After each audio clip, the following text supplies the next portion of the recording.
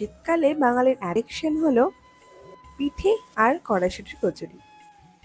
Addiction বলতে পারো বা ইমোশন বলতে পারো, এই দুটো না খেলে না মনে হয় শীতকালে কিছু একটা মিস করে গেলাম। এবার পিঠে তো খাওয়া হয়েছে অনেকবার, বাট কড়াইশুঁটির কচুরিটা আমার না করেই ওঠা হয়নি। আমি তো মিস করতে চাইছিলাম না একদমই। অনেকদিন ধরেই ভাবছিলাম যে কড়াইশুঁটির কচুরি করব, বাট হয়েই উঠছিল না, তাই করেই ফেললাম কড়াইশুঁটির কচুরি। বরের আবদার ছিল, সবসময় তো নিরামিষভাবেই করো, আজকে না একটু রসুন দিয়ে করো। রসুন দিয়ে কড়াইশুঁটির কচুরি কিন্তু বেশ ভালো লাগে।